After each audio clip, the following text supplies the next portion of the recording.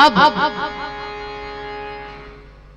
भगवान के मंदिर में बैठे बैठे सुलोचना भगवान भोले शंकर से निवेदन कर रही है, हे भोलेनाथ, आप देवाधिदेव महादेव हैं, देवताओं में सबसे ऊपर आपकी गणना होती है, मेरे पति भी योद्धा हैं आपकी कृपा से। आज वो रण क्षेत्र में युद्ध करने के लिए गए हुए हैं और हर स्त्री की तरफ मेरे मन में भी ये भाव है कि मेरे पति को आप विजयश्री दिलाएं। अगर मैंने कभी मन क्रम वचन से आपके चरणों की सेवा करी हो, आपकी सेवा करी हो, अपने पति की सेवा करी हो, तो मेरे पति को विजयश्री मिलनी चाहिए। भोले शंकर ने तथास्तु कह दिया, क्योंकि हमारे भोलेनाथ बड़े भोले। ये तो हो गया सुलोचना की बात। अब इधर देखते हैं उर्मिला क्या कह रही है। कहते हैं कि उर्मिला जो है वो बहुत अच्छी चित्रकार थी अपने जमाने की, तो जो कुछ भी वहां का सुनती थी कि रण क्षेत्र में ऐसा हो रहा है वैसा हो रहा है, वो सारे चित्रों को दीवार में उकेर दिया करती थी, बना दिया करती थी।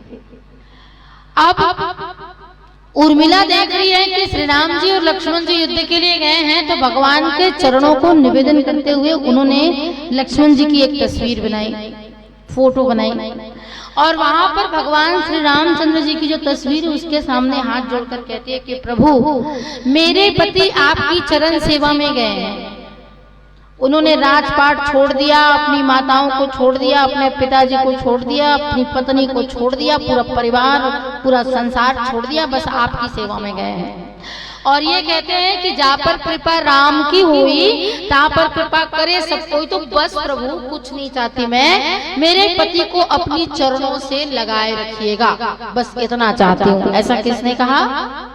किसने कहा? उर्मिला ने कहा। अब उनको भी भगवान ने तथास्तु कह दिया। एक ने मांगा विजय श्री मिले, तो भोले शंकर ने तथास्तु कह दिया, इसलिए वो विजय हो गया। और दूसरे ने कहा अपने चरण से लगाए रखिए, तो लक्ष्मण जी को जब शक्ति लगती है तो हनुमान जी कोई नहीं उठा सकते, लेकिन हनुमान जी उठा के भगवान की गोदी तक ले गए, एक संत ही उठा के भगवान के शरण तक ले जा सकते हैं। तो लक्ष्मण जी को अपनी गोद में भगवान सुला रहे हैं।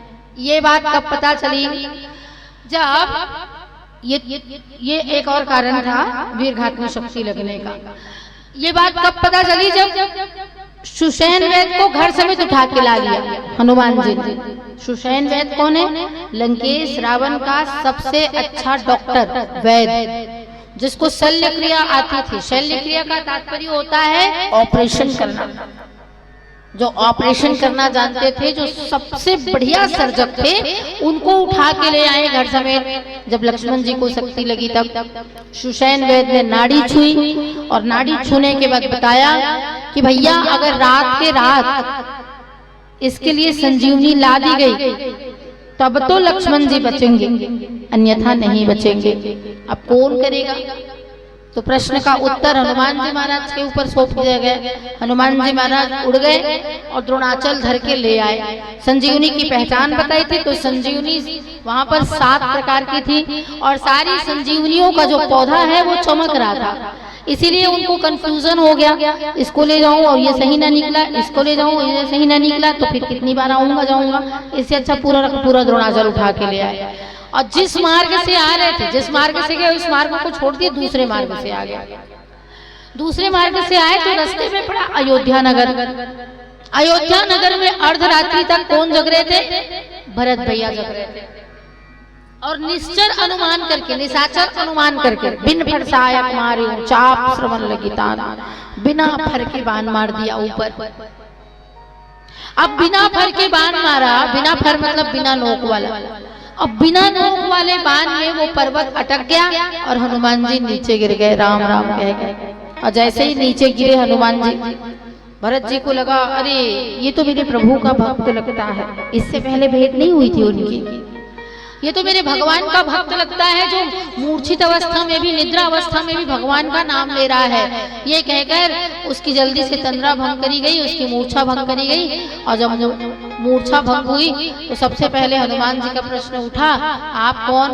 बोले मैं भरत हूँ, श्री राम जी का छोटा भाई, उनका सेवक हूँ। आप कौन? बोले मैं हनुमान जी हूँ, हनुमान हूँ, प्रभु श्री राम जी का सेवक हूँ और उन्हीं की सेवा करने आया हुआ हूँ। भरत भैया आप आधी रात तक क्यों जग रहे हो? क्यों जगते हैं लोग आधी रात तक? आजकल तो एक बीमारी है मोबाइल, इस कारण आधी रात तक जगते हैं। हमारे ही जानती में हम लोग कितने पढ़ लिख रहे थे, उस जमाने में भी 10 बजे तक लोग मुश्किल से जगते थे। खैर टीवी नहीं था, अब जगे तो 11 बजे तक जगते ना, लेकिन नहीं 12, 1 और 2 भी बज जाता है भैया। कई बार देखो ऑनलाइन देखते हैं, मान लो नींद से जगे बाथरूम जाने के लिए और देखो तो ऑनलाइन आते हैं कई लोग। पता नहीं इतनी रात तक कौन किसके साथ क्या बात करते रहता है। खैर अपनी अपनी सोच है। तो बोले भरत भैया आप क्यों जग रहे हो? अब उस जमाने में मोबाइल तो था नहीं कि चलो भरत भैया मोबाइल चला रहे हो। उस जमाने में टीवी भी नहीं था कि भरत भैया टीवी लगा के देख रहे हो। तो वो रखवाली कर रहे थे। किसकी रखवाली? अयोध्या और अयोध्या की प्रजा की रखवाली। देखो जी, आपके खुद के पास अगर 10 लाख रुपया हो तो भी आपको चैन की नींद आएगी, लेकिन अगर पड़ोसी ला के 10 लाख रुपया दे दे और ये कहे आज की रात बस को इसको रख लो, कल सुबह मैं लेके चला जाऊं या चली जाऊं, तब तक तुम इसकी रखवाली कर लेना करके, तो दूसरे का पैसा है करके आपको रात भर नींद नहीं आएगी। बोलो सही है कि नहीं है? सही है ना? इसलिए नींद नहीं आएगी क्योंकि अगर चोरी हो गया, अगर खो गया, अगर कोई ले लिया तो उसकी भरपाई मुझे करनी पड़ेगी। आपके पास भले ही 10-20 लाख रुपए की संपत्ति हो, गहने जेवर ये वो करके रहता ही है, लेकिन उसमें हमें कोई चिंता नहीं होती, परंतु किसी दूसरे ने रखवा दिया इसीलिए आपको रात भर नींद नहीं आती। भरत भैया इसलिए जाग रहे थे क्योंकि अयोध्या और पूरी अयोध्या की संपत्ति के साथ पूरी प्रजा क्या थी? बोले श्री राम जी की धरोहर थी। और वो कौन है? बोले वो केवल ट्रस्टी है, रक्षक है, रक्षा करने वाले हैं। इसीलिए वो रात भर पहरा देते थे, इसीलिए अर्धरात्रि तक जाग रहे थे। और अर्धरात्रि तक जाग रहे थे तो एक विशाल अंधेरा दिखा उन्हें, चंद्रमा की रोशनी हो और उसमें अंधेरा दिखे।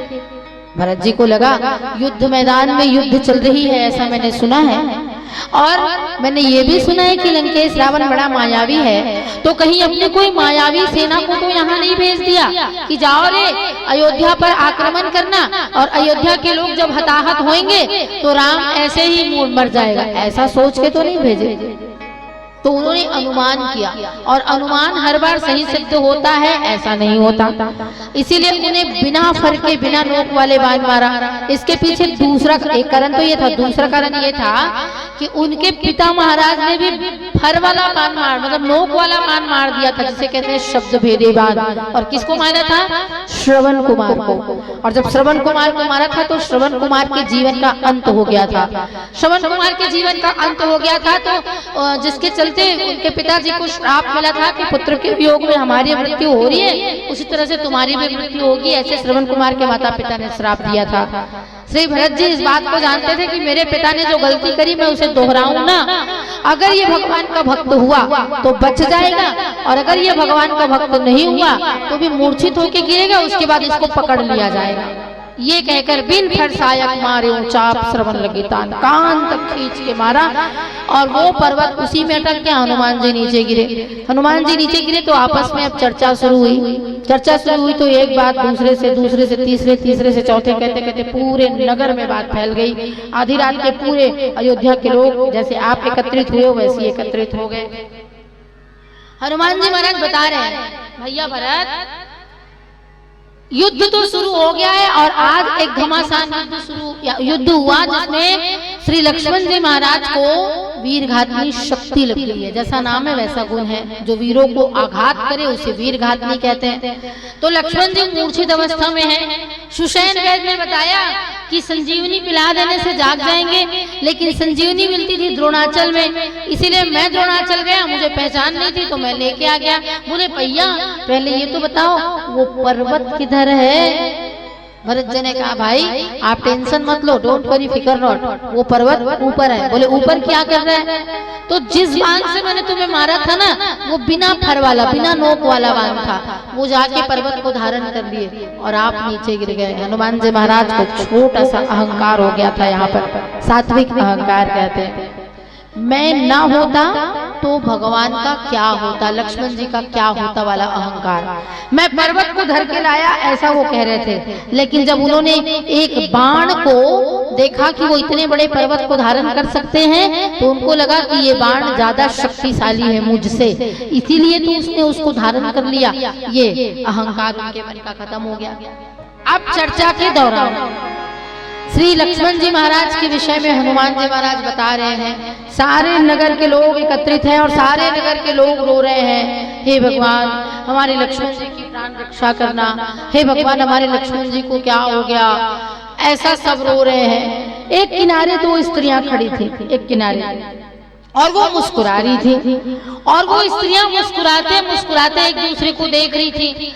हनुमान जी महाराज से रहा नहीं गया, उसने पूछा कि भैया ये दोनों स्त्रियां कौन हैं जो हंस रही हैं, लक्ष्मण जी को शक्ति लगी है इस कारण। तो भरत जी ने कहा ये दोनों स्त्रियां कोई नहीं बल्कि वो तो लक्ष्मण जी की माँ है और एक उनकी धर्म पत्नी है। हनुमान जी के मन में प्रश्न उठा, जिसके पति के प्राण अवतप जाने वाले हो, जिसका बेटा मरण सैया पर पड़ा हुआ हो, वो दोनों स्त्रियां हंस कैसे सकती हैं? उनसे मिलने के लिए गए और वहां मिलने के बाद क्या होता है इसका चिंतन करेंगे, लेकिन एक भजन के बाद। बोलिए लखन सिया रामचंद्र की जय। वहां के नगर के लोग क्या सोचते हैं?